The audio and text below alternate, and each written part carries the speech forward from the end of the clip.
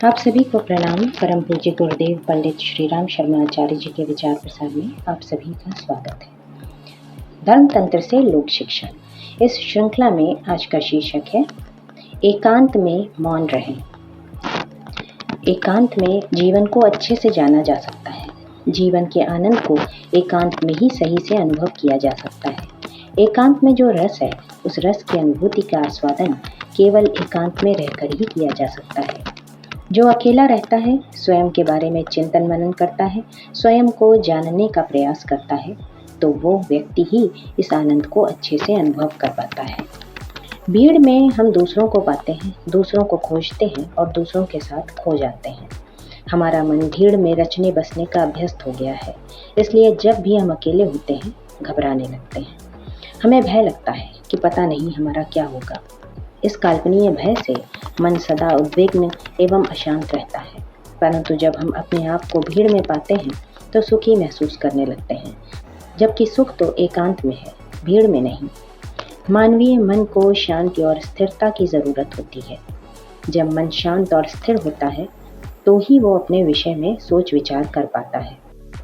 तभी वो ये सोच पाता है कि उसे ये जीवन क्यों मिला, किन संस्कारों के कारण वो इस जीवन के सुख और दुख को भोग रहा है, किन संस्कारों के कारण उसे अपने माता पिता स्वजन संबंधी मिले हैं। मन विषयों से भरा है, इसलिए विषय हमें आकर्षित करते हैं, खींचते हैं अपनी ओर। विषयों से आसक्त रहते हुए हम कभी भी एकांत सेवन का आनंद नहीं उठा सकते। जहाँ भी एकांत एवं अकेलापन का वातावरण विनिर्मित होने लगता है, वहाँ हम असहज होने लगते हैं। एकांत में हमारे मन में तरह तरह की कल्पनाएं उठने लगती हैं। भीड़ की ओर जाना, भीड़ की खोज करना ही गलत मन के लक्षण है। भीड़ की खोज में हमारा मन और भी गलत एवं दूषित हो जाता है। दूसरों से कोई महत्वपूर्ण सत्य नहीं मिल सकता। सत्य और तत्व का संधान दूसरों से कैसे मिल सकता है? यदि हम शांत होकर अपने पूरे दिन की बातों का विश्लेषण करें तो यह सच्चाई अपने आप प्रकट हो जाएगी। हम स्वयं परख पाएंगे, जान पाएंगे कि हम दूसरों को क्यों खोजते हैं, भीड़ को क्यों तलाशते हैं। हम भागे भागे दूसरों के पास चले जाते हैं और उनसे निंदा चुगली करते हैं, क्योंकि हमारा मन इन गलत विषयों से आसक्त है, गलत धारणाओं से समाविष्ट है, गलत विचारों से भरा हुआ है। हमें ये पता नहीं चल पाता है कि आखिर हमें निंदा चुगली क्यों अपार सुख देते हैं और क्यों हमें एकांत व्यथित एवं भयभीत करता है। हम भीड़ में दूसरों के साथ रहकर इन गलत विषयों को सुनकर उनका रस लेने के अभ्यासी हो गए हैं। इसलिए जब वे लोग नहीं मिलते हैं, भीड़ नहीं मिलती है, तो हम परेशान हो उठते हैं। जीवन की खोज, जीवन के उद्देश्य एवं समझ की पहचान, जीवन रस का आस्वादन कभी भी भीड़ में संभव नहीं है। भीड़ में भला कोई जीवन रहस्य की खोज कैसे कर सकता है? ज्ञान चर्चा कैसे कर सकता है? सत्संग कैसे कर सकता है? स्वयं की पहचान कैसे कर सकता है? इसके लिए एकांत की आवश्यकता है। ज्ञानी एकांत में रहता है, एकांतवास करता है। विज्ञानी को एकांत में रस है, उसके लिए भीड़ विष के समान है और वो उसका त्याग करता है। वो एकांत में आनंद को जान पाता है, क्योंकि अकेले में ही स्वयं को परखा और पहचाना जा सकता है। अकेले में ही स्वयं का साक्षात्कार संभव है। अकेले में ही हम परम शांत और मौन हो सकते हैं और अकेले में ही हम उस द्वार को खोज सकते हैं जो परमात्मा का द्वार है।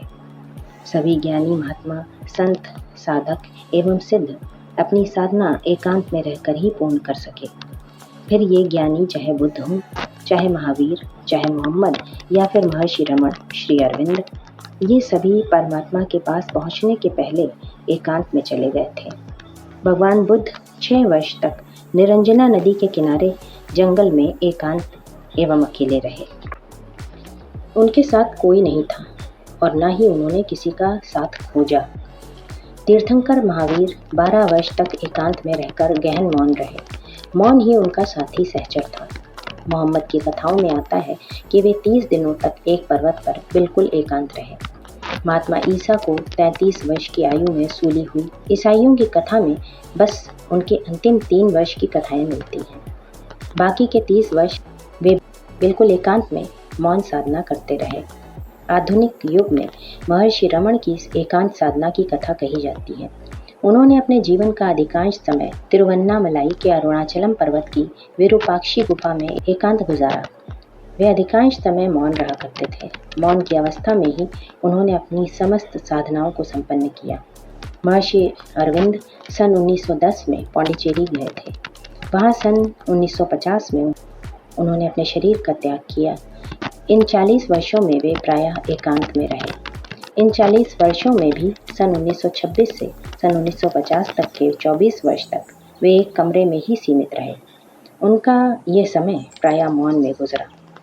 एकांत एवं मौन ही जीवन के रहस्य को समझने एवं अपने लक्ष्य तक पहुंचने का एकमात्र साधन एवं समाधान है।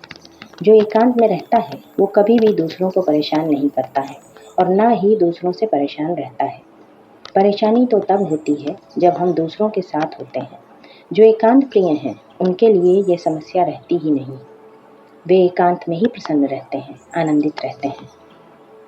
एकांत और मौन का प्रभाव कितना विलक्षण है, इसे महाकवि सूर्यकांत त्रिपाठी निराला की भावांजलि में कुछ इन शब्दों के द्वारा गहनता से अनुभव किया जा सकता है।